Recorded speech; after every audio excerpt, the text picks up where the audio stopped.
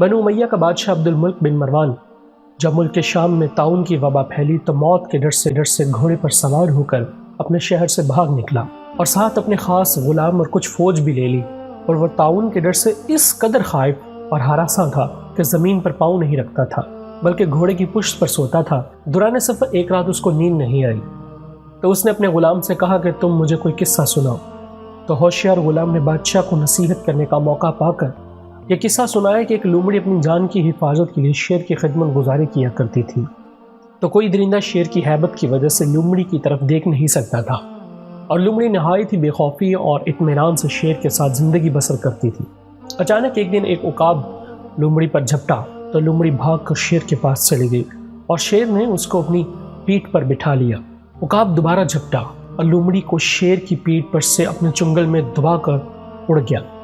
لومڑی چلا چلا کر شیر سے فریاد کرنے لگی تو شیر نے کہا کہ اے لومڑی، میں زمین پر رہنے والے درندوں سے تیری حفاظت کر سکتا ہوں، لیکن آسمان کی طرف سے حملہ کرنے والوں میں تجھے نہیں بچا سکتا۔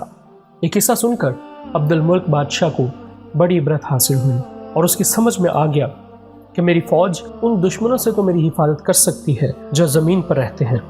مگر جو بلائیں اور وبائیں آسمان سے مجھ پر حملہ آور ہوں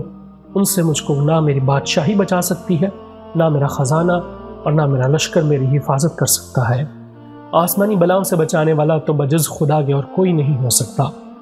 یہ سوچ کر عبد الملک بادشاہ کے دل سے طاعون کا خوف جاتا رہا اور وہ رضا الہی پر راضی ہو کر سکون و اطمینان کے ساتھ اپنے شاہی محل میں رہنے لگا۔